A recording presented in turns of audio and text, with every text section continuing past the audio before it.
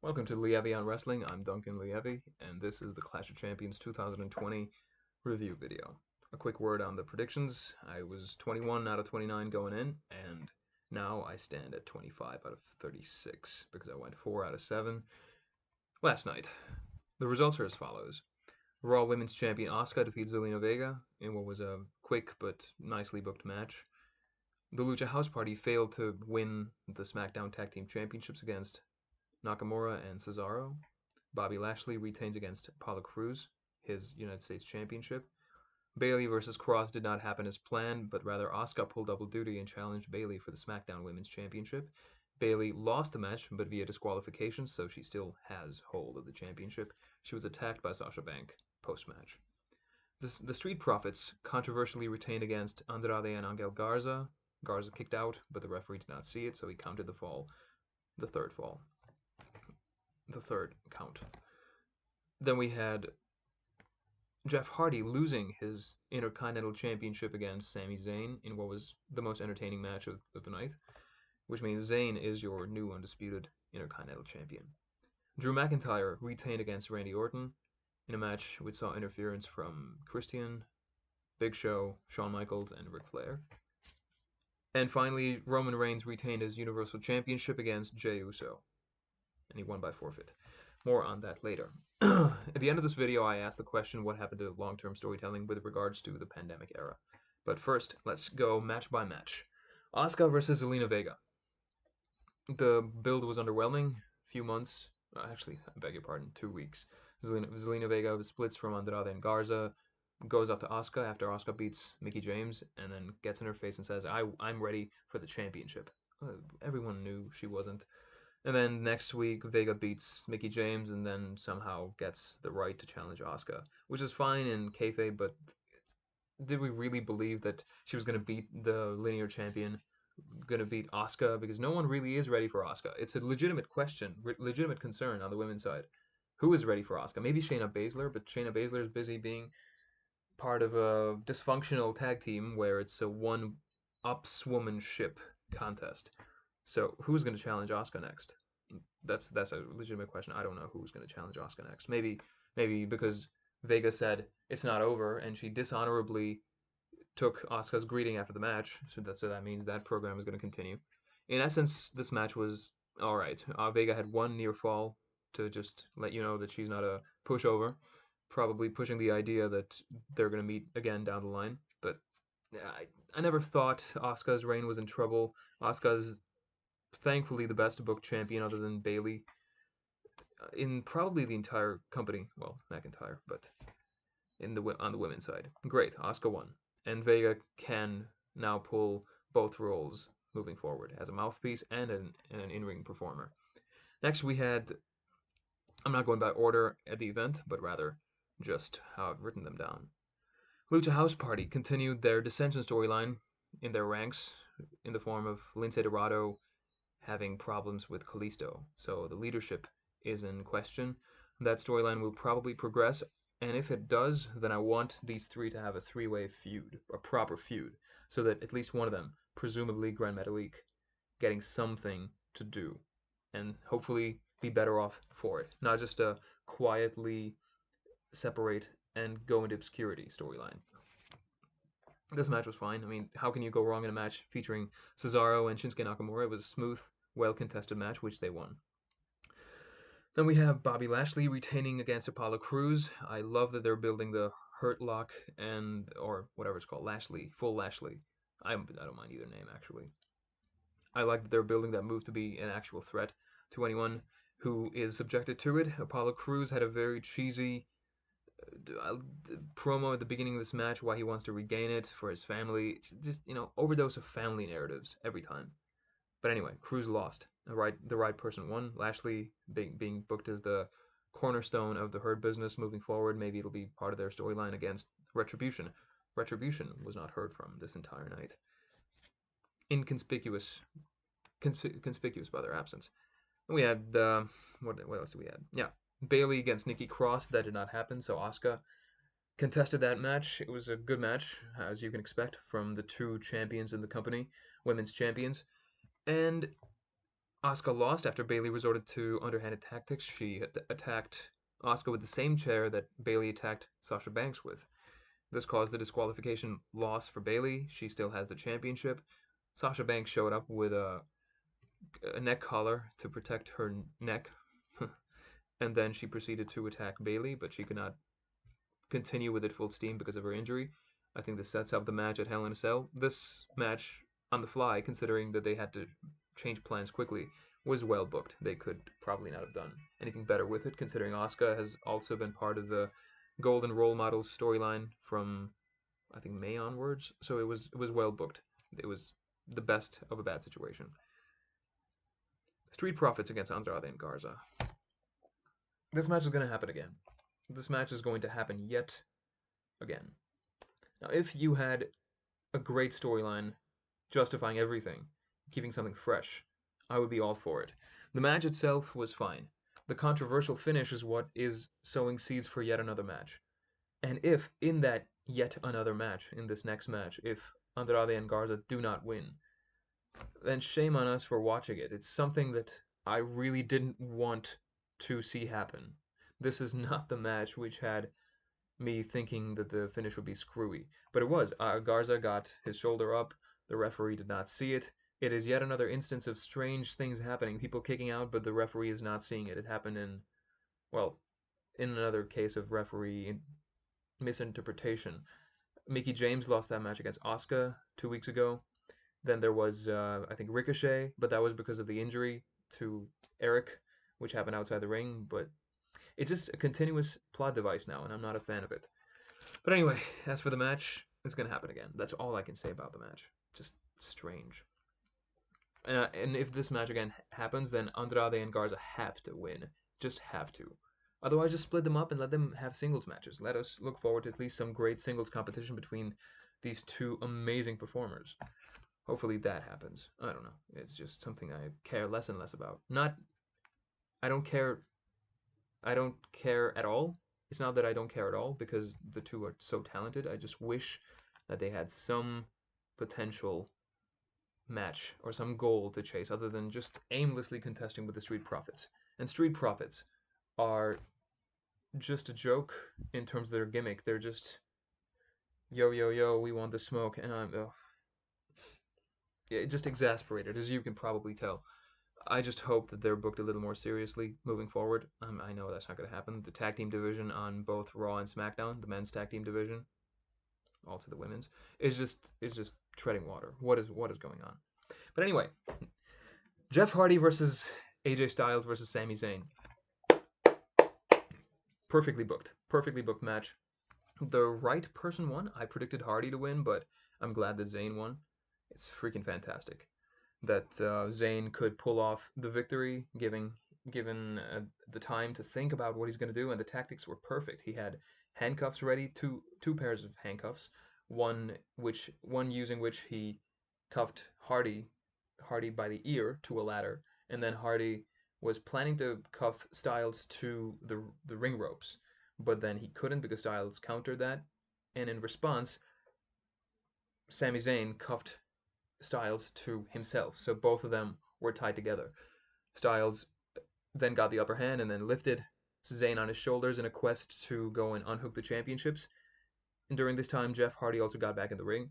And then this led to Sami Zayn inconspicuously unlocking the cuff and locking Styles to the ladder itself, causing him to not be able to go up and collect the championships. Jeff Hardy was not going to do anything was not going to be able to do anything because he was still cuffed by the ear to a ladder, which meant that Zayn quickly rose up the ladder with a helpless Styles looking on, and Zayn became your new Intercontinental Champion.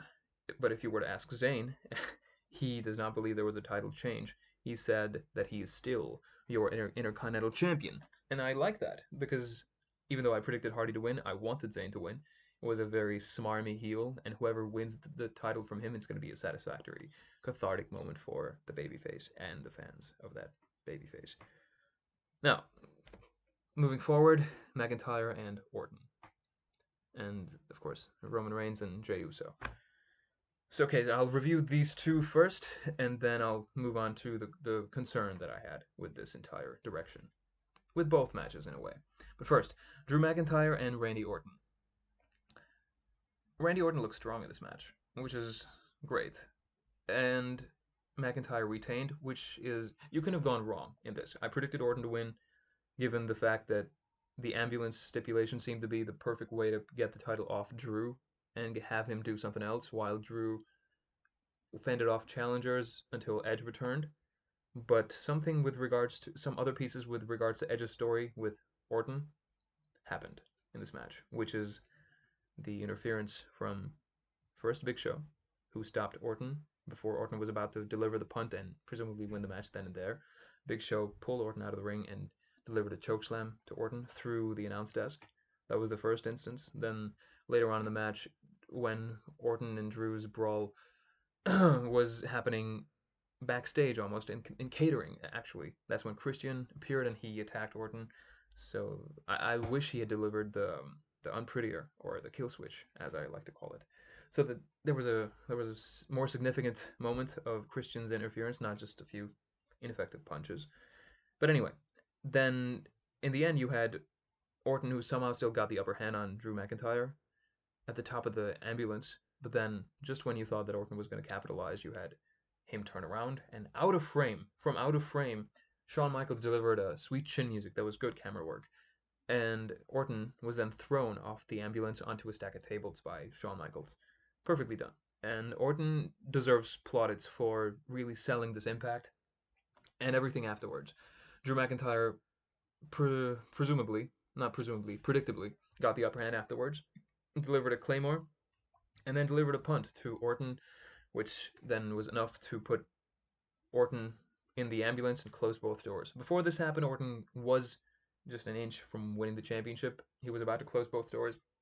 McIntyre, at the last second, got his hands in the middle and pushed the door wide open, which led to the finishing sequence. In isolation, this match was booked perfectly because it reminded audiences that, well, Edge was going to come back. I was half guessing that maybe Edge was going to return to cost Orton the match.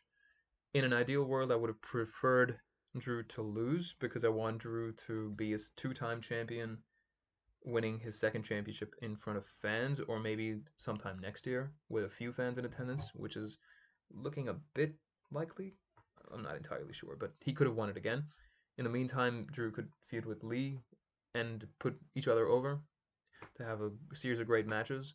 But anyway, this works fine too. It's just that the problem. Oh, I'll talk about this more after reviewing the main event. In the main event, Roman Reigns beat Jey Uso. He didn't just didn't just get the victory. He pummeled Jey Uso, as a lot of people predicted.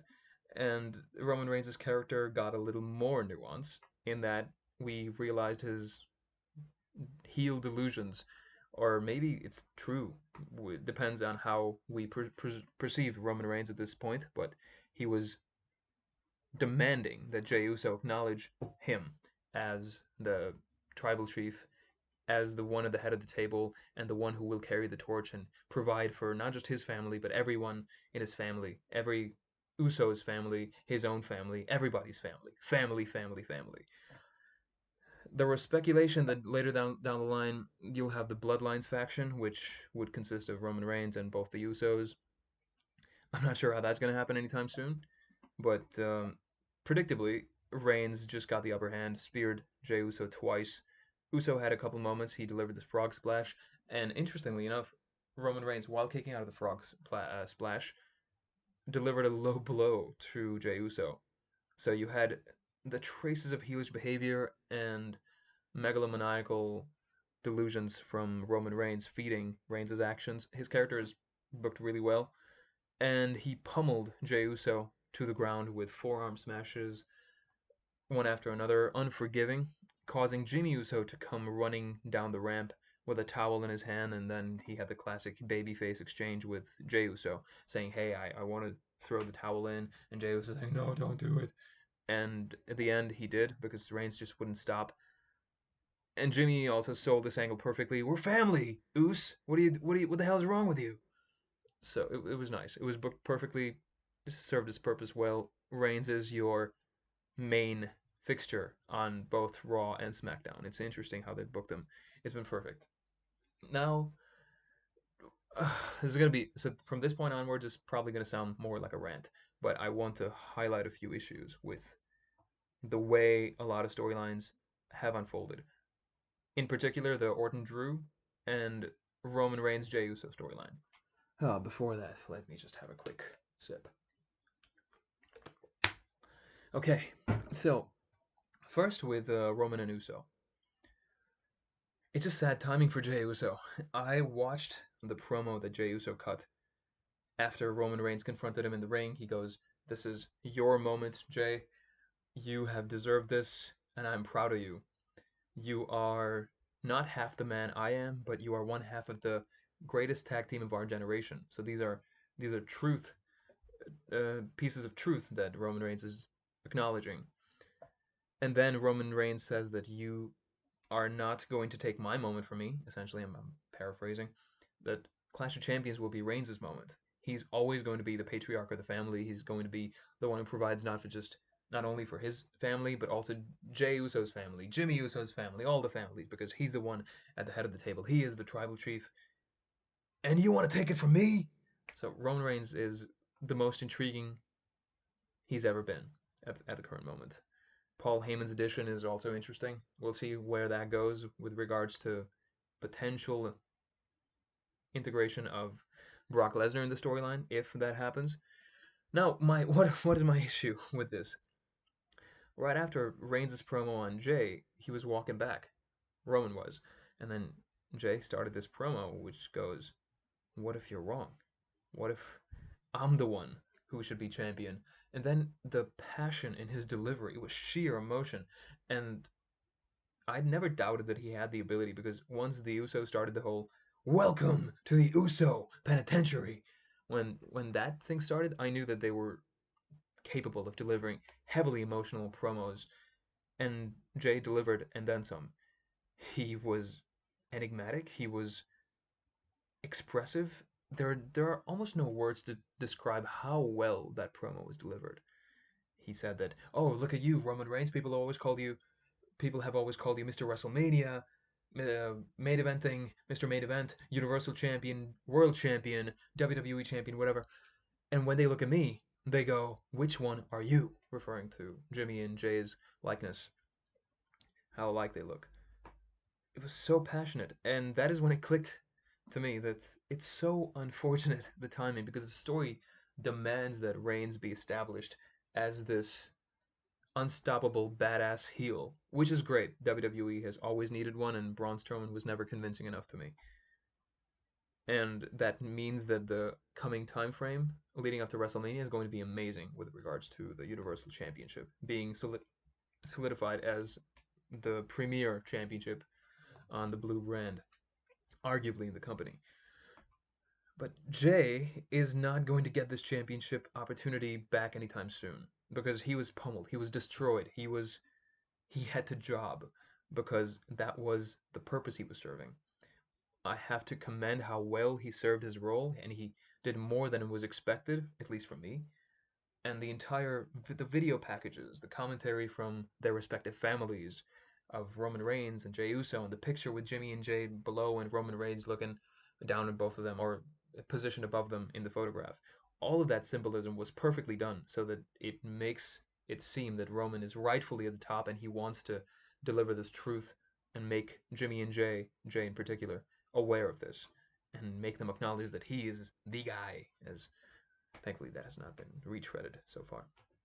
But Jey, I hope that they have enough story later down the line that Jey can get another chance and maybe even defeat him. I'm not sure it's going to happen, because Roman Reigns' potential storylines down the road are so plentiful. Fiend is going to probably happen next. The Rock, because of this Bloodlines angle. Heyman also mentioned The Rock in one of the promos. You have Jimmy Uso. You have potentially Big E, primed to have a singles run. There's so many possibilities that it's amazing, but only one person is going to dethrone, and I don't think Roman is going to be dethroned until WrestleMania at least. So it just goes to show that yes, it's correct because Jay doesn't know. No one knows if Jay is going to be in this position again, so he poured his heart out, which just makes it more heartbreaking for me because he had to lose, and he's too good to be in that position. He delivered a performance too good for someone who was about to be jobbed out. But it was necessary, and you take what you can get. But I'm glad that Jay could cut that promo that's always going to be a part of his career. And no matter what, as in Roman, Jay, Jimmy, they can look back at this time period as a time where all of them shared the biggest spotlight on the show in the main event and told a great story. And that is the whole point. I get that, but poor Jey Uso. It's just I'm not even pitying him. I just want him to get another chance at this when he is not part of a time period where Roman Reigns has re-established, rebranded himself as the tribal chief and needs these victories. So that's my main problem with Roman and Jay's storyline, which is a good problem to have. I'm just saying he's too good to have lost this way. But I get it. Finally, this is the McIntyre Orton. And boy, this could be long. I'm gonna need another drink of water. Jesus. Oh, okay. So I'm gonna divide this feud so far into two halves. The first is from Orton's insertion to the storyline until SummerSlam, and the second is from SummerSlam to Clash of Champions. The build from I think it was after Extreme Rules, maybe. So from Extreme Rules to SummerSlam, the most important thing on either brand was Drew McIntyre versus Randy Orton. Primarily because Randy Orton was, arguably still is, on a tear. Probably, arguably, almost inarguably, the best body of work he's put together during a year ever. So the entire performance reminded you of 2009 Orton. The punt was back and he was tearing through competition. He punted Big Show, Edge, Christian, Shawn Michaels, everybody, and just left no one in his wake. No one alive. Sorry. Where was I? Yeah, so Orton was tearing through competition, and he even punted Ric Flair in what was probably the most emotional segment of the entire year so far. Randy Orton has been the best COVID era performer for the WWE, inarguably for me. That is what created this expectation that maybe he was going to beat McIntyre at SummerSlam. I did not want that to happen for one, because I wanted McIntyre to always have that feather in his cap that he beat the Viper at SummerSlam, which he did, and I was happy when McIntyre beat him. And it was a indecisive finish in the sense that there was nothing wrong with it. It's just that McIntyre had the jackknife cover, so it was almost a fluky win, but it was completely legit. So McIntyre got that victory, that notch in his belt. That story up until SummerSlam was fed with McIntyre's probably real life issues with Orton being the favored son of the company, being an Orton, being a third generation wrestler who just wasn't fired no matter what he did. Also throwing shade at his wellness policy violations, which got covered up to a certain degree by the company. And Orton acknowledged that, and he goes, "Yeah, you're right. It's because I am the chosen one. Then, now, forever." So it was very meaty storyline. It's just that the problem with this, again, if you're planning a long-term feud, which this already is, and there are certain reports which have claimed in the past that this could possibly go on until Survivor Series, which is okay by me, but probably not a lot of others after last night. When you have this long-term storyline planned, you cannot have such meaty storylines, story plot devices given away from the first go from the get-go. You need to preserve some of that for the later stages because the attention span of the average viewer these days is too low, too short. Because McIntyre did not have a story against Lashley. He did not have a story against Seth Rollins per se. He had a story with Orton because there was this dissension, and they played up the fact that there were no finishers exchanged in the SummerSlam match. The SummerSlam match, by the way, was a thing of beauty. So then they overcompensate, and this is WWE's problem, that they shoot their load very quickly and then they expect us to follow the story engaged just as much. Another victim of this, in order, of this entire finisher spamming which happened after SummerSlam, the first one is the punt, and I will never let that go. They have essentially ruined the punt. They call it the kick to the skull. I have a video on that entire thing, and I will leave the link to that in the description. They have ruined the most protected move in the history of professional wrestling, or at least the WWE. Almost completely killed it. The only thing that remains is that someone's going to kick out of it, which should never happen. Just like the streak, which should never have broken. It should never have been broken. But anyway, I digress. The second victim of this entire thing has been Keith Lee. He should not have been made part of this. Of course, you can look back and say he was immediately after being called up. Keith Lee was part of the premier storyline on Raw, and that is what he deserves, sure. But there was a lot of uncertainty regarding his attire, regarding his music, regarding the fact that he could not deliver the Big Bang Catastrophe for some reason, and he stuck with the Spirit Bomb, a move that Roman Reigns kicked out of at Survivor Series last year. But now they're putting that move over, and then he lost. I think he won against Orton because of a disqualification, because that was the same night that Orton spammed the punt on Drew McIntyre, and Drew McIntyre, because he's so strong, he survived 2 punts and then he attacked Orton, causing disqualification. But so Keith Lee has suffered the most because I think in 6 matches he's won by disqualification 4 times. He's won clean once over Randy Orton, and the other time I don't know, he lost maybe. I don't know. I just don't know what is going on with Keith Lee. No clean finishes other than the one now useless clean victory over Randy Orton. So he beat Randy Orton at Payback, 2020. And then what happened?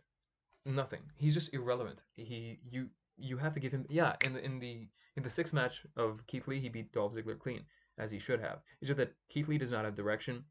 He was punted out of our screens on Raw the last week, so Keith Lee has suffered.